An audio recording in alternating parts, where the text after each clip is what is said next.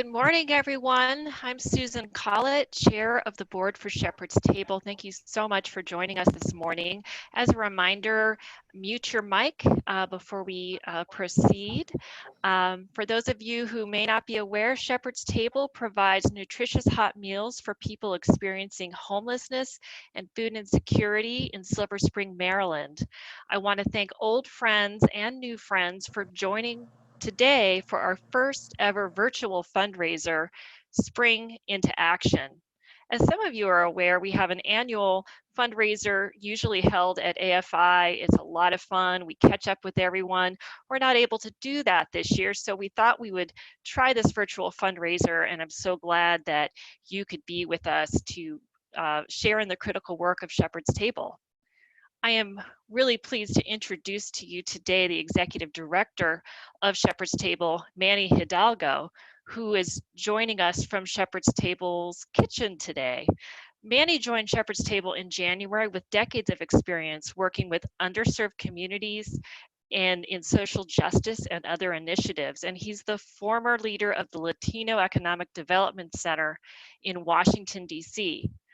Good morning, Manny. I know many folks have tuned in to hear from our special guests and ask them questions. We're going to hear from Manny first, and then we're going to hear from experts from the Audubon Naturalist Society and the Charles Coiner Center and Shepherd's Table's own chef, Christina Moore. But Manny, first to you, can you tell us more about Shepherd's Table, its mission, its services, who we serve? Yes, hi, good morning, Susan, and good morning, everybody. Thank you so much for participating in our first ever virtual fundraiser, which who knows, it may end up becoming part of the Shepherd's Table tradition to do a virtual fundraiser, because so far we've been really pleased by the outpouring of support for this event, and just very grateful to our board of directors that have completely spearheaded this event. I know my staff is also very grateful to have such an amazing level of board support and enthusiasm. And as you can imagine, any event, there's a lot of planning that goes into it. So thanks to everyone who's participated in the planning of this event. And also especially to the Embassy of the State of Qatar and the ambassador from, Qatar, as I've been instructed, it's actually Qatar. So thank you for your support. They're offering a $25,000 match. And my understanding is we're close to that amount. We're hoping to at least raise another $7,000 during this event to meet that, but Jilna will discuss that more. But back to your question, the mission of Shepherd's Table. So Shepherd's Table was launched back in 1983. It was over a dozen churches, synagogues, temples, places of worship that got together and decided that they were no longer going to tolerate the fact that there are so many hungry people in Montgomery County that were going unfed and uncared, and they decided to do something about it. So they started serving dinner, and since then it's evolved into a nonprofit organization we're up to about 17 staff and a $3 million budget, and we feed anywhere from about 350 to 450 people daily. We do breakfast, lunch, and dinner every day, and then on weekends we do brunch and dinner. And that comes out to over 120,000 meals annually. And we combine the provision of meals with core social services, which include things like toiletries, help with prescription medication, blankets. We also offer the only eye clinic specifically geared to the homeless population in the DMV. And between the social services and the meals program, and then the other programs that are offered here at Progress Place, we're basically a one-stop shop for anybody experiencing hunger and homelessness in the county. They can come to Shepherd's Table and Progress Place and receive the services that they need and deserve. Well, Manny, I see you're standing in Shepherd's Table's beautiful dining room. There's a state-of-the-art kitchen, and I can't help but notice that it's empty. Can you talk to us about how Shepherd's Table has had to adapt in the face of COVID-19? Yeah, so right now this would be filled and with people in line. Typical brunch is anywhere from about 100 to 150 people. Instead, we're doing the meals outside. We set up a grab and go process, and we still offer the great food that we always have, just not in this dining hall. So typically you would see folks, you know, lined up here are volunteers, of which we are super blessed to have thousands of volunteers, but they would be here today, usually about 12 volunteers per shift, and they would be feeding folks coming through those doors. Instead, we have a setup out front in front of Progress Place, and we gave everybody masks so they know to wear their masks when they approach to get their to-go meal. And we also have like construction tape out on the parking lot, so everybody's 6 feet apart. So we basically had to move to this. I decided to do it right when the governor said that they didn't want groups of more than 50, because we feed, you know, 100, 150. We knew that we would be out of compliance. So I think we were the first to switch. Within a few days, I think Miriam's Kitchen did the same thing, and now all of the soup kitchens, of course, have gone this route. But luckily, we got to jump on it. And to the credit of our meal guests, to our volunteers and staff, everybody, you know, it's like we didn't miss a beat. Typical Shepherd's Table fashion, we just kept doing what we need to do to fulfill our mission, and people have been great about it. And so we're really pleased with how things have turned out under the circumstances. Well, I know that those compostable food containers are expensive. There have definitely been costs for Shepherd's Table to make this pivot. You know, that's part of why we're here today. And I do want to make sure the audience understands when we talk about our food here, it is delicious, nutritious. I was down one morning and there was shrimp and grits, hot shrimp and grits for the guests. And so it's excellent food. It's supplemented by a garden you're going to hear about later, our own urban garden. So this is very high quality food. So thank you for that overview, Banny. We're going to be going to our experts, but first you're going to hear from Jilna Kathari. She is Shepherd's Table's Director of Development and Communications, and you'll be hearing from her a few times during this event. Jilna, over to you.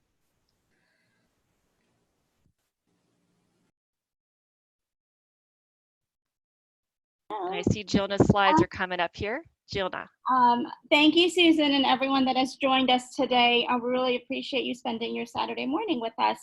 As Manny mentioned, Shepherd's Table has continued to serve during COVID-19, and you know, it's been over 36 years and we haven't missed a meal service, and we're not going to let that happen just yet. So we are very grateful for your support and also the support of the Embassy of the State of Qatar that is offering to match up $25,000 in donations.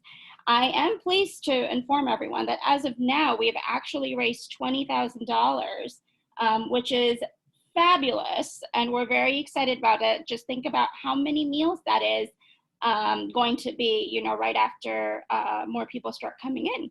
And but we do want to, of course, remind you that you can continue to donate throughout this event to make sure that we not only meet but exceed this match. Your support ensures that we continue to meet the needs of our community, no matter what they are. And the link to donate is going to be posted in the chat a couple times over the course of this event. So we do appreciate anything you can do to support us. I am pleased now to be introducing Jenny Brown, Montgomery County Master Gardener and Audubon Naturalist Society's Garden Programs Manager. Jenny brings a wealth of knowledge and experience to share with us today.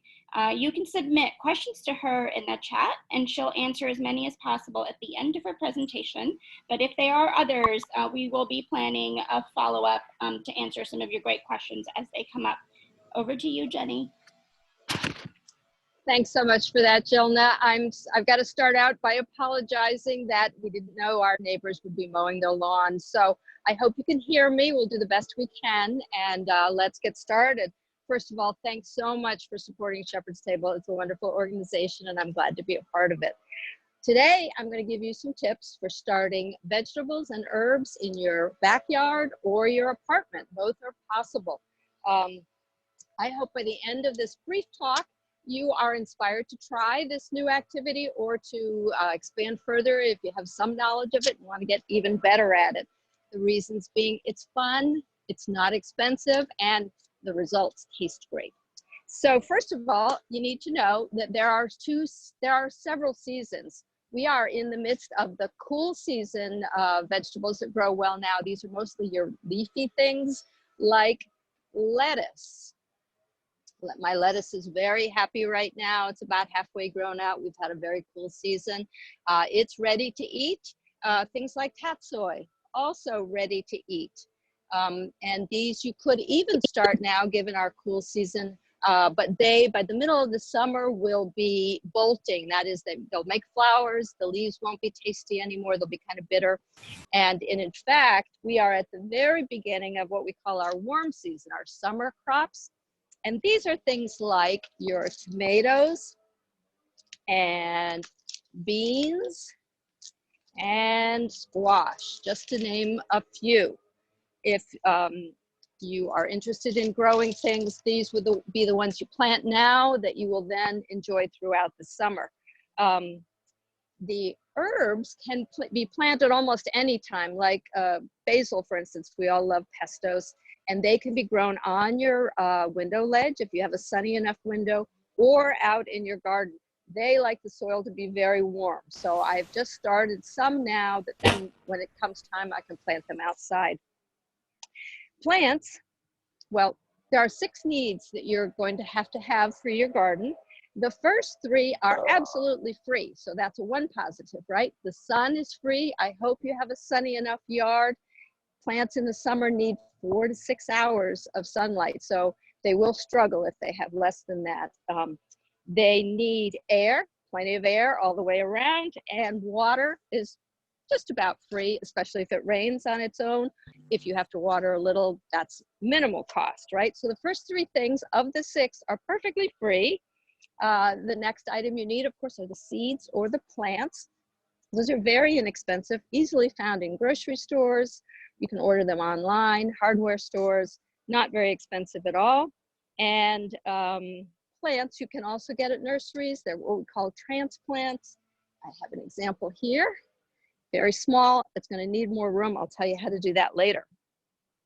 But one other source of your vegetables and fruits are going to be things that you buy at the grocery store. For instance, this onion. See the little dried up root hairs? Well, I was cutting an onion a few weeks ago, and I popped it into a small jar, and look what happened. It grew new roots, and it even grew the start of a new onion. This one is now ready to get popped into the ground. I don't think it would grow much more than this. It now needs soil. Another item that's easy to grow on your window ledge, and you can even do this throughout the winter, is mint. You can pop that into a little glass, and you see the roots have started. This you can even leave in your glass a good long time and take the leaves as you need them, or you can plant that in a small pot that will fit easily on your window ledge. Something I haven't tried yet, but I'm very excited to see what happens, is when we eat this pineapple, I'm going to save the top and pop that into some water, and I don't know what's going to happen, but I'm excited to find out.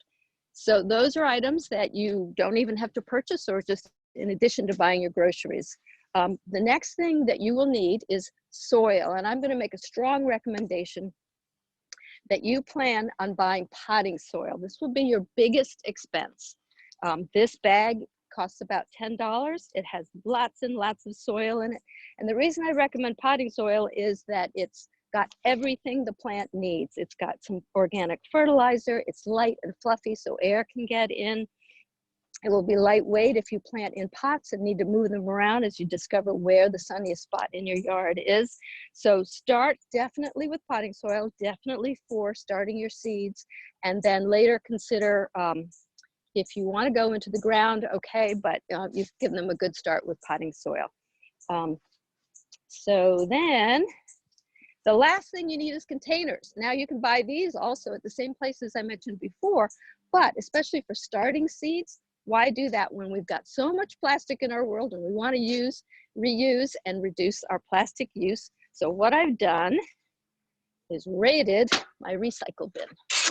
And these make an excellent planter. See, they have holes already. There's enough depth so that all you have to do is put the soil and the seeds in. The other thing I recommend is if you're doing this on your window ledge, it's going to sit inside something that won't damage your windowsill because the water will run through. So all I've used here is maybe something from carryout, and that works just fine on your window ledge. Other ideas are if you've bought plants in the past, save the pot, wash it out. It's already got the holes you need, and this is a good size for growing something like basil. These small pots, if you want to grow them on your sunny window ledge, will grow into fine, full-sized plants. The thing with basil is that if they're inside, you're going to have to keep seeding new ones to grow and have a good supply throughout the summer. If you put this tiny plant, when it gets warm enough outside, it'll grow into a 2 to 3 foot plant. You'll have so many leaves, you can even freeze them and have basil and pesto in the winter. So those, and then as your plants get bigger, you're going to try to find bigger and bigger pots that have the drainage holes without making a purchase. But of course, you can buy pots for your plants for outside. So the only thing I do want to remind you is don't only use food-based pots. You don't want to use anything that had cleansers in it, strong chemicals. That would not be good for your plants, would not be good for you eating it later. All right, so the final thing, a little tip I wanted to show you is that we know that in the midst of this crisis, it was hard to get toilet paper. Hopefully that problem has been solved, but you can make wonderful little seed starting spot things for your window ledge by making 4 little cuts. You fold this down or your toilet paper roll. Let's see if I can get that to happen easily. You can pop a little tape in it. Here, I may have one all set up. Put a little tape on the bottom, and there you have your planter. You just put the soil in, and you want to pack it down pretty firmly, not rock hard, but pretty firmly. And then you are ready to pop your seed in. I've picked a sunflower seed because it's good sized, easy to see. And the interesting fact about seeds is the rule of thumb is that the bigger the seed, the deeper it goes. But really, I don't know of anything that goes more than about 1 inch. And then you want to press firmly to make sure the seed has contact with the soil. And then the final important step on, well, not the final, but the next to the last is you want to write what you planted, because if you're like me, I never remember. There we go. I'll add this to this group. And just to prove that it works, here is a sunflower that I planted several weeks ago. The other fun thing about this is this tiny little creature will grow 10 feet in this season. So of course this is going to go in the backyard somewhere in our yard because it's going to get so big. But we've given it a good start in our little toilet paper roll planter. Now, if you're like me, it happens all the time. I end up, my little seedlings come up and they're all bunched together and they really want more room. So I wanted to quickly show you that that's not a disaster. You can dig these up and gently break them apart. Here are the beautiful roots in there. Let's see if I can get them apart without ripping too much. There we go. 1, 2, 3. And all you do is give them their new home, tuck them in. Ooh, that's actually 2. Well, never mind. I can even just press with my thumb. And now I've given them more room. These are Swiss chard. I don't know that this pot would be big enough to leave them there, but this is narrow enough that if you have a wide ledge inside your house, you might be able to grow your herbs inside a pot this sized. And then the last planting tip I want to give you is if you've bought transplants. This is a marigold. This is not a food vegetable, but it's a valuable plant for your food plants outside. It attracts the good insects and repels the bad creatures like deer and rabbits. So you would like, isn't that pretty too?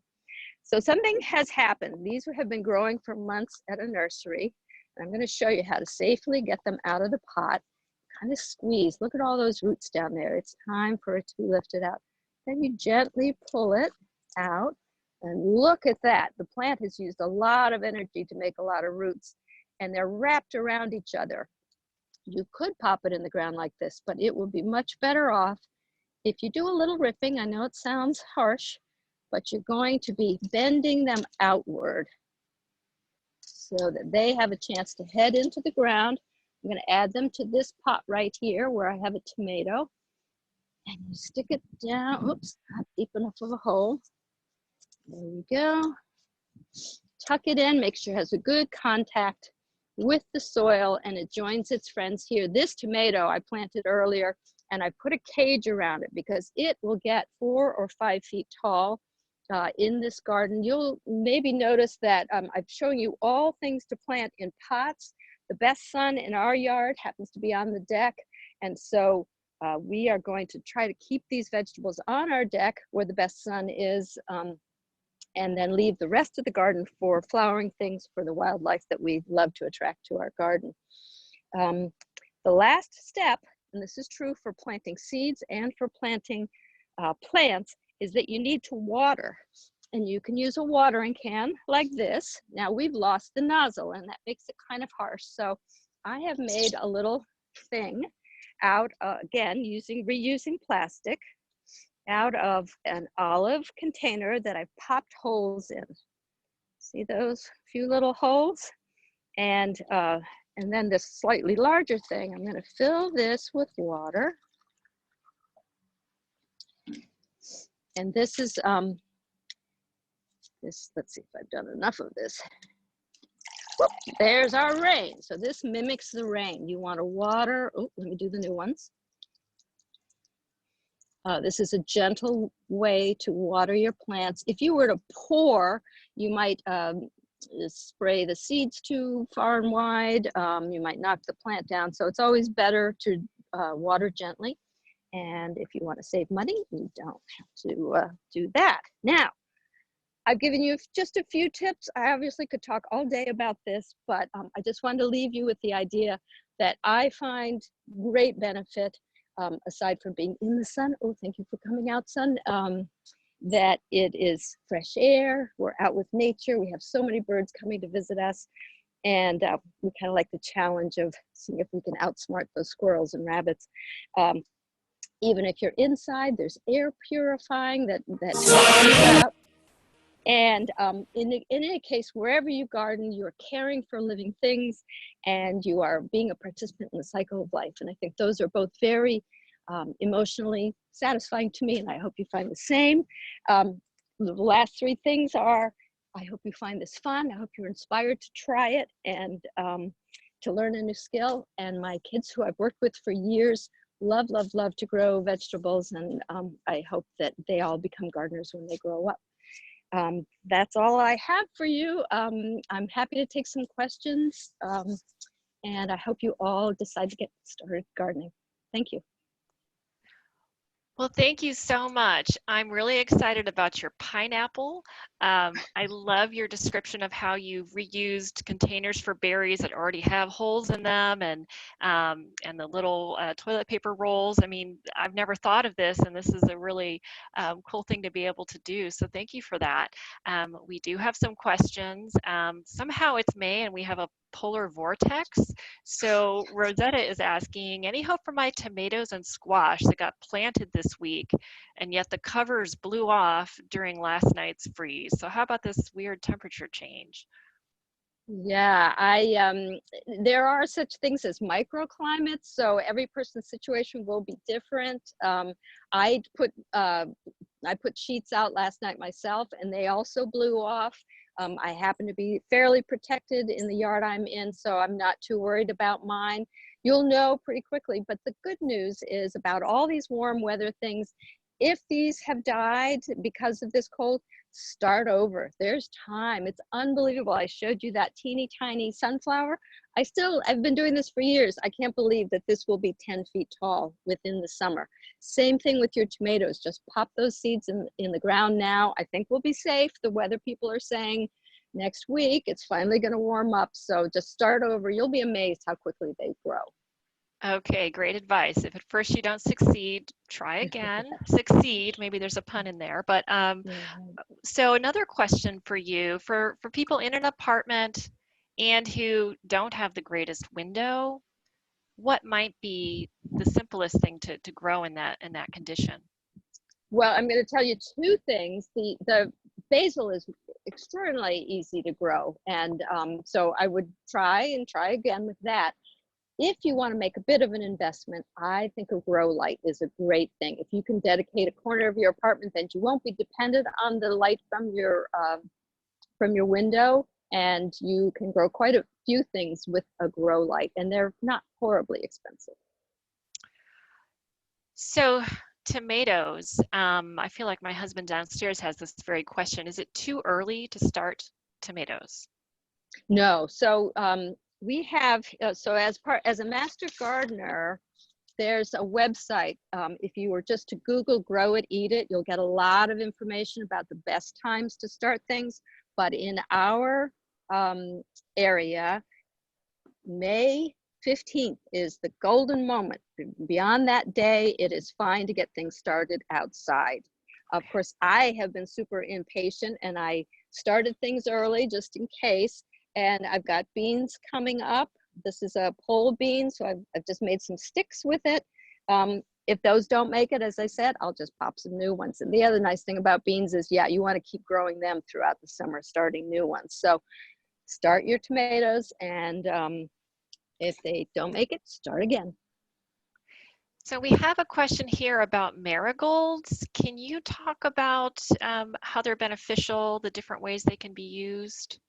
Yeah, so they have a very distinctive smell. I happen to like it. A lot of people don't, but I love this plant. It grows. We even heard growing ones this year. They're called giant ones, so I'm excited to see how giant they really are. But what they do is they attract things like ladybugs that you want, because ladybugs will come and eat aphids off of your plants. At the same time, the smell or whatever it is, the rabbits are not interested. They don't go close to it. So that's why we often plant near a tomato plant. And the deer also are repelled by it. So those are the reasons to have marigolds, other than the nice smell and the nice color. So this sounds like probably a question people have a lot, because we do this occasionally and we maybe fail more than we succeed. But is there hope for Gail, who planted beans, tomatoes, and cucumbers several weeks ago from saplings, and they look dead? Is it possible they can revive? Yeah, I would just leave them. If they are dead, they will decompose and add nutrients back into the soil. It's another reason that I like participating in gardening, is that there's really no waste in nature. I tell my students that all the time. And they can be started again if they're dead, but they'll let you know pretty soon if they're lively. So in terms of things to use on our garden, maybe you have a few suggestions about this. One question is, have you used leaf grow? Is it the same as potting soil?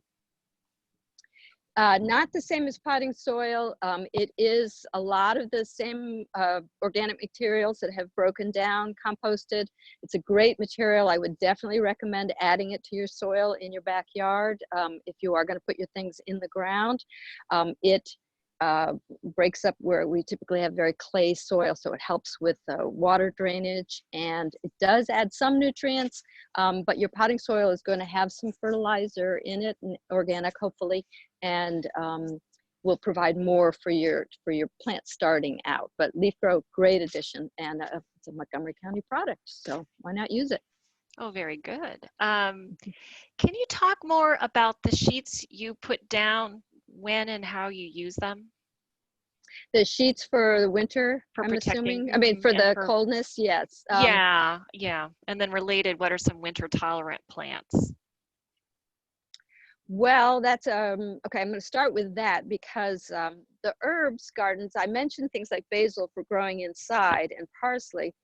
And actually, we had such a mild winter that parsley made it through, and so did a number of other things. But I have an in-ground herb garden, and that has the perennials like rosemary and sage and lavender and oregano. Those will carry on throughout the winter. I can't recommend enough. Start if you have a sunny enough spot, doesn't take up a whole lot of room, and have an in-ground herb garden that you add the basil and the more delicate ones too. And of course, I've forgotten the first part of your question, which is just how you use the sheets. oh, how the sheets. Yeah, I just tossed them over the top. Apparently, it wasn't effective enough because my husband said he got up in the middle of the night and went out and placed them because they blew off. So I'm not sure how much it helped. I think that my yard was okay, and so I would be interested to know if anyone's on the call that are further north, if they actually saw frost. But the whole goal is to stop things from freezing. In fact, if you were an orchard owner, sometimes when there's a frost predicted, they will actually set up fans. The wind is not as destructive. The goal is to stop those crystals forming on the surface and inside the plant. Can you talk about some other fruits and vegetables where you can just use a scrap of that vegetable itself to plant and then make new plants? Yeah, it's an area that I want to learn more about. There's probably plenty of websites to give you ideas, but I often have my students dry seeds from a tomato. They'll cut up a tomato or a melon, and then they just smear it across a paper towel. And then those, as soon as that dries out, those are ready to start again. So in fact, you'd probably, don't need to buy seeds even if you want to be diligent. I'm not aware, but I love to experiment with things. You probably have all had the experience of potatoes sprouting, the little, what they call the eyes starting to grow, or sweet potatoes doing the same thing. Those, the potatoes can be cut so long as there's one eye per little chunk of potato. Those can be planted in the ground. Sweet potatoes start to form these little sprouts off of them. You gently break those off and you can start those. Gosh, I know growing up, we put avocado pits into jars. So all kinds of things worth experimenting. Try it all. Anything you have an idea about, just go for it. Excellent. And then what are your favorite ways to achieve, I would say this is my least favorite task, getting rid of grass and weeds in your garden? Oh, yes. Okay, so the things have evolved in the time that I've been gardening. It used to be, you're all familiar with fields where they tilled it all up, they loosened all of the soil. Well, they've discovered lately that all that does is loosen up all the weed seeds, and all of a sudden you've got every weed and grass coming back. The thinking now is more often to dig exactly where you want to put your plant, but around it put all kinds of things that are barriers. And the best I've found is either thicknesses of newspaper, wet newspaper, which kind of shreds up. So better if you've got cardboard and can lay that down with maybe some leaf mulch on top of it. We don't recommend regular mulch that you use around your garden plants because that pulls nitrogen out of the soil. So you're going to want your cardboard, newspaper, and that's a little unsightly and can get blown away. And so on top of that, and plus it needs to get weighted down with the wind or something. So if you can get leaf mulch, leaf grow on top of that, that works great as a barrier for the weeds. And Rosetta has some feedback for you. She didn't see frost in her soil, but her pots do seem frozen this morning. And of course, we know pots do freeze more readily. Right. And then, final question from, final question for you is just coming in right now. If anyone covered their tomato plants last night, should they remove the covering today and put it on again? So how long are we in danger here? I don't know that we're expected to have the same amount of cold tonight. I think anything above 40, you'll be fine. It won't hurt them to put the covering over at night. So yeah, if excessive caution, you want to throw that over there again. And let's hope we're done with this cold. How about that? Let's hope for now. Well, there may be some more time for questions at the very end of this session. Wow, that was so informative. Thank you so much. Your garden looks beautiful. I want to beam myself there, which I guess I sort of am. But thank you so very much. I'm going to turn next to Jilna Kathari of Shepherd's Table. Jilna, are you there?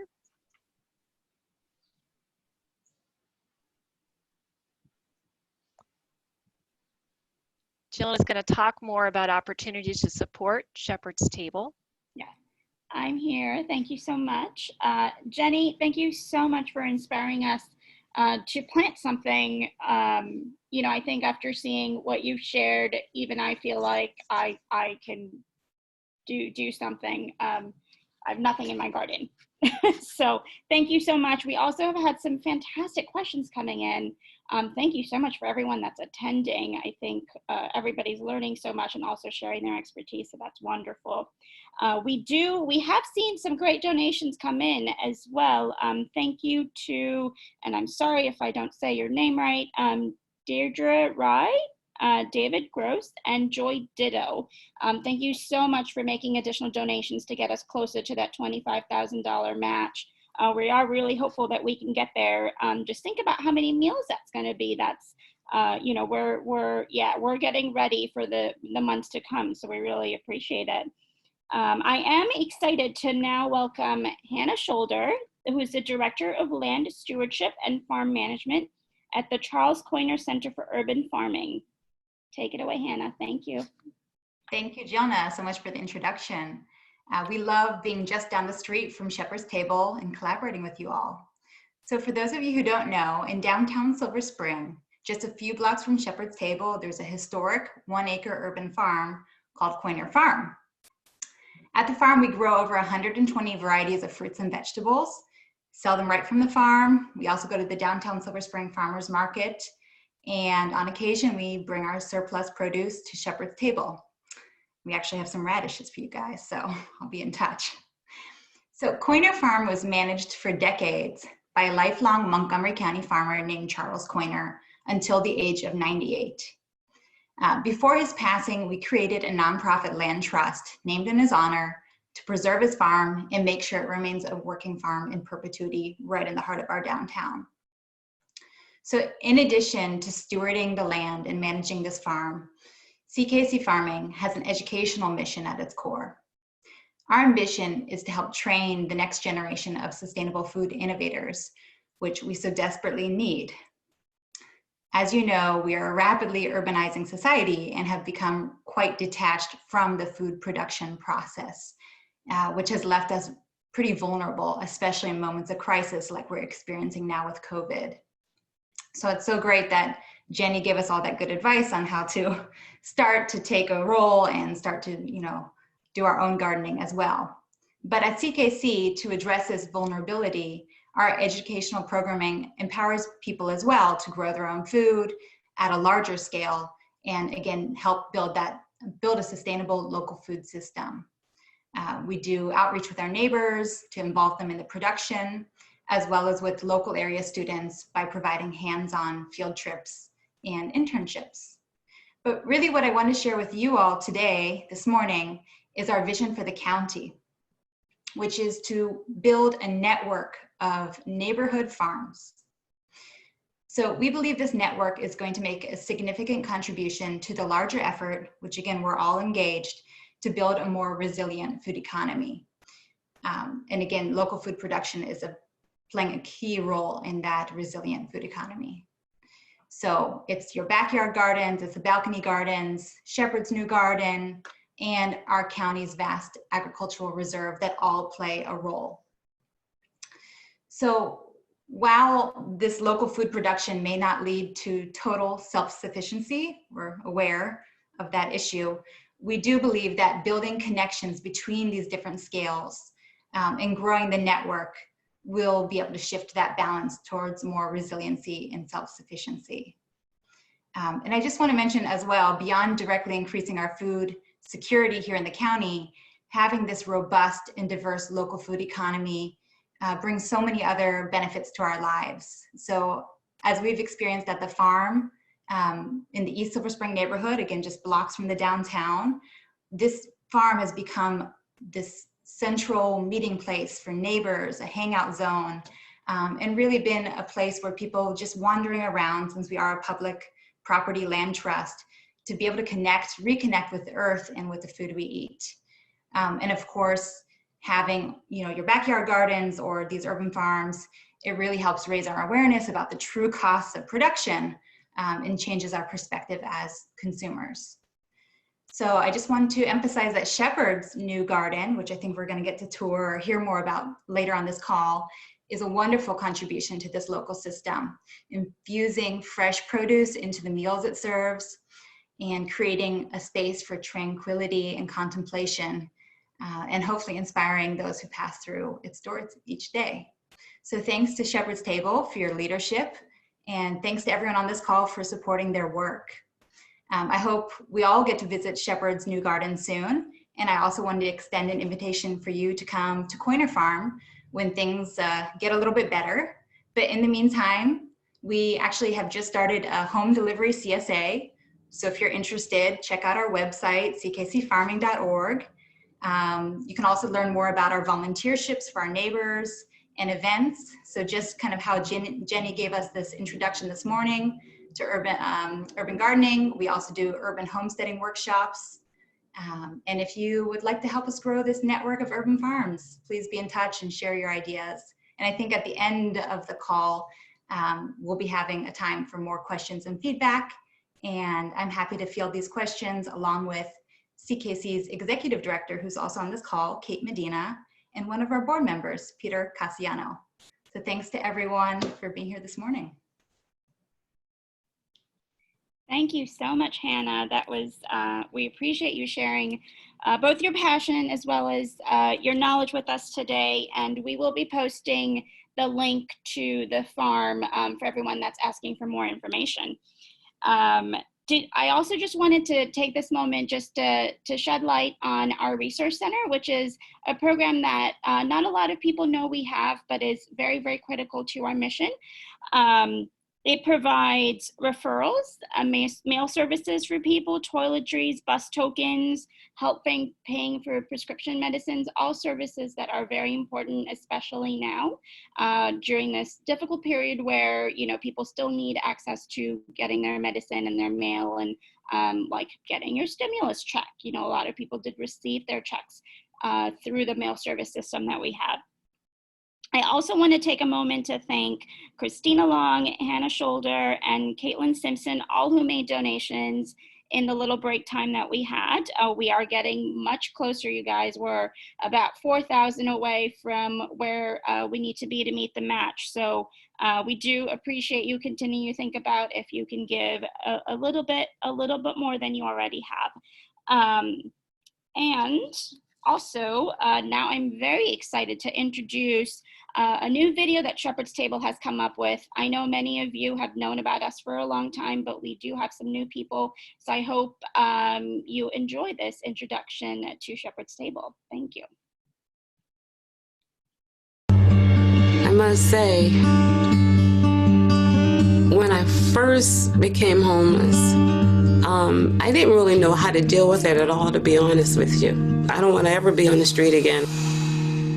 Sleeping out on the streets is a very dangerous proposition in a large metropolitan area. So the fear factor is real in the lives of the homeless. It's important to know that in Montgomery County, we have about 80,000 people that do not have the resources to feed themselves every day in what is one of the wealthiest counties in the country. The only way, to address that is to provide the meals and provide the social services and help people break that cycle of poverty. No other program in the whole DMV does meals every day, 3 times a day on weekdays, twice on weekends.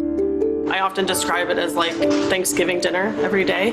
We get tons of amazing local organic produce donated, so we're able to create really amazing, delicious meals for these folks. And if you talk to the people that eat here, they will tell you how much they enjoyed the meal and that they felt loved and cared for. The volunteers, they're number one in my book. They come here every day volunteering themselves and feeding us. That's a blessing in itself. And I mean that with all my heart. When we line up, the line can go all the way out the door, and they're all waiting for us with all smiles. And we're grateful for that.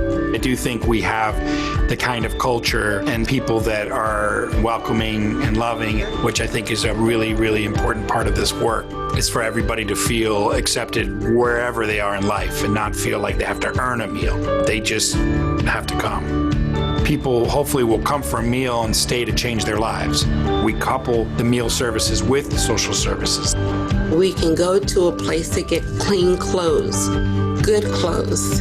Helping people fill prescriptions, distributing blankets, toiletries, haircuts, mail services. Everything that you can have at home, they supply it for us. We also have the only eye clinic in the entire DC metropolitan area for the homeless. Anybody dealing with extreme poverty can come to one building in downtown Silver Spring and have their needs met.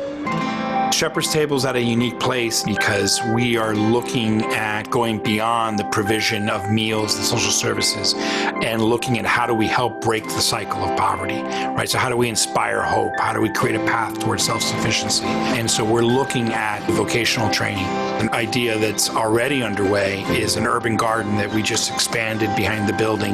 We had a garden day where we had several volunteers come in and help build additional beds and level things out, move some shrubs around so that we can increase production in our garden and grow even more food to serve to our clients.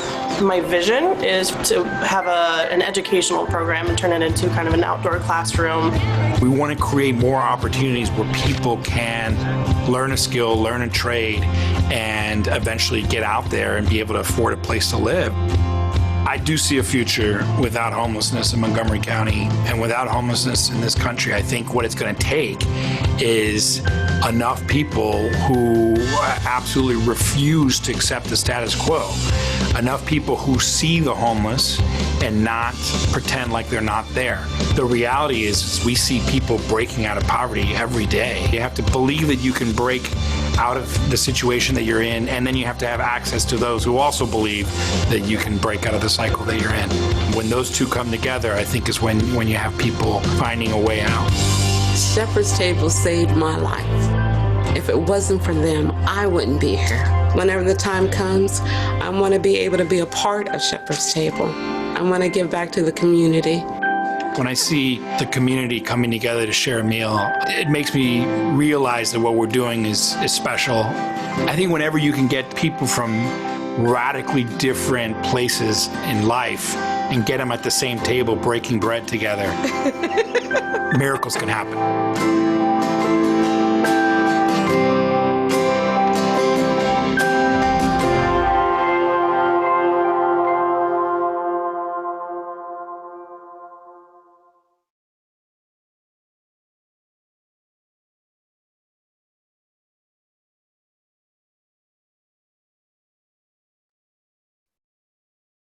Hi, thank you all. Hope you enjoyed our new video. Thank you for the great comments that you've been sharing in the chat. I am excited now to move us over to Shepherd's Table, where we're going to hear more about the urban garden that we have from our chef, Christina Moore.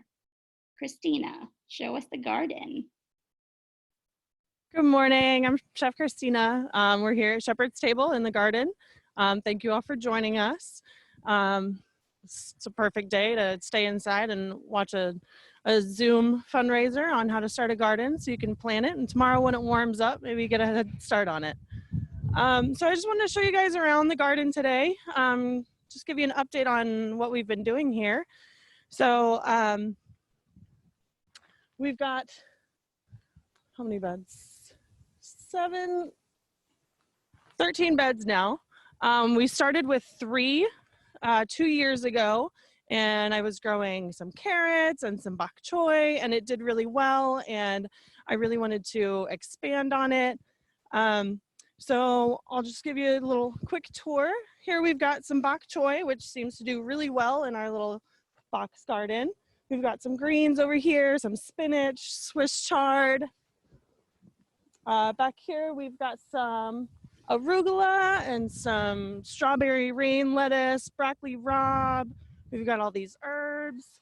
These boxes just went in a couple of days ago. We're gonna put some summer vegetables in there once it warms up a little bit. I believe there's a picture of what it looked like before, so you can see how far we've come from the beginning here at Shepherd's Table. Okay.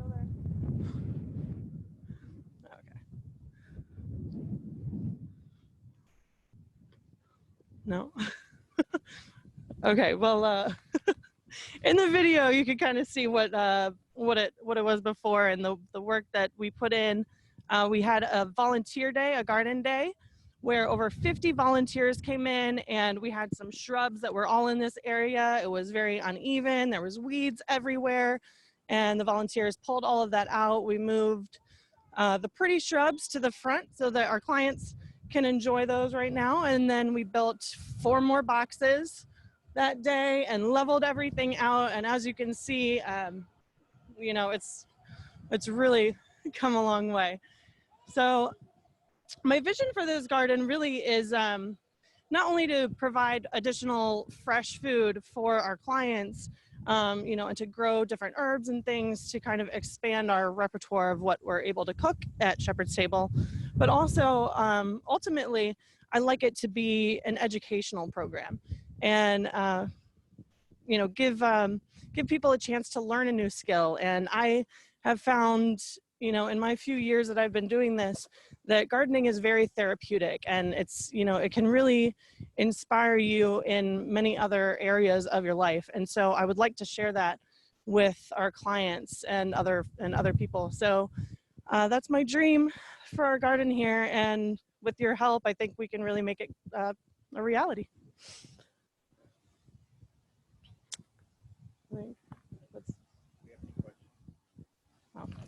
Are we asking questions, or does anyone have any questions? Well, thank you. That was terrific. Well, I'll ask you a question. Do I understand correctly, you've put a recipe book together to support the garden? Oh, yes, we are working on a recipe book. Our copy editor recently had a baby, but it is just about finished and ready to head to the editor. And we will definitely be keeping people updated on that. It should be out very soon. Thank you. Very excited about that. The garden looks great. I have maybe just a couple of closing questions. I have a question for you, Manny. Are you with us? Yes. Manny, if people want to make meal donations to Shepherd's Table, what do you need? How do they go about that? So I'm sorry, just to make sure I got the question. Oh, meal donations. Yes. So you can definitely contact us, either me or Hailey. Hailey Gebrugziber is our director of operations. Let's see, I'm trying to block the wind. This is live action, folks. But yes, we do accept meal donations. You can get my email off of the website. In particular, right now, if you're talking about already prepared meals, what we need mostly right now are sandwiches and brown bag lunches, basically. And we have some guidance as to what to put in the brown bag lunch, but just ham and cheese sandwiches with like a granola bar and a juice box. Potato chips goes a long way. Right now we're doing brunches and dinner every day, but around early afternoon, we usually bring out whatever bag lunches have been donated, and the folks love them. It's a little extra source of sustenance for the day. So by all means, we are still taking those types of prepared foods. And then bulk food, of course, we're always in need of, and any food, and particularly anything you grow from your garden, anything you're not going to eat. If you could bring it to us, we'll definitely repurpose it. Christina here and our other chefs, Keith and Gary, are experts at repurposing food that we get. So by all means, we would love your food donations. Well, I know all that information is on shepherdstable.org about how to, give your time, give meals. Also, there's an Amazon wish list posted to our website, so you can either order from Amazon and directly ship to Shepherd's Table the very high demand items, or if you have those things in your house that you see on that Amazon list and they're extra to you, please bring them by. Please donate today. We are a successful public-private partnership. The county does provide the facility, but everything else about it has been a grassroots, ground-up operation from the Silver Spring community 35 years ago to grow into what it is today. So your donations keep us going. So, and I have a few door prizes, yay, to announce, and then I'm going to have Manny close the program after that. Door prizes. So yay, people who have been randomly selected to receive seeds donated by Brookside Gardens, beautiful Brookside Gardens, thank you. Seeds in a gardening booklet, Kristen Lanes. Bees Wrap food covers, Nora Wong. And a garden banner to Rachel Cooper. So yay, thank you for being part of our program today. And I'm going to turn it to you, Manny, for final thoughts. Thank you, Susan. Yeah, so just you see here's the door prizes from Brookside Gardens, and we're very appreciative. I'm wearing my Brookside Gardens hat. I happen to be a neighbor of the gardens, and it's an amazing place.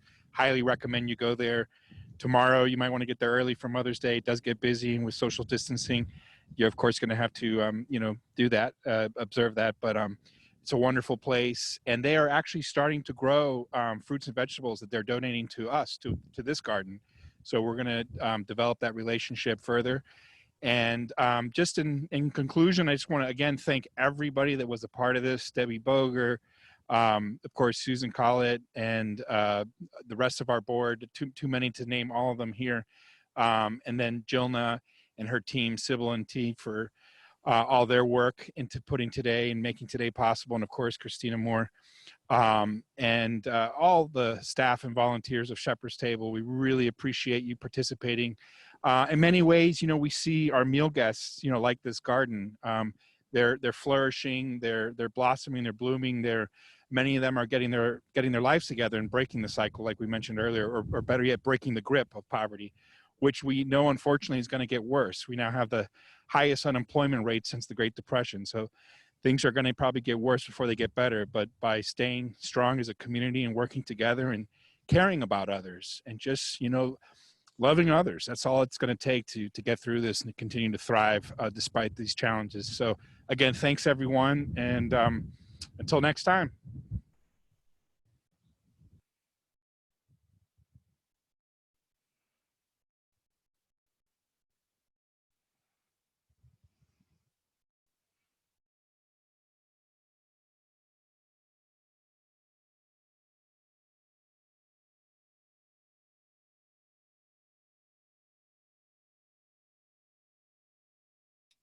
Thank you, everybody. We appreciate everybody joining.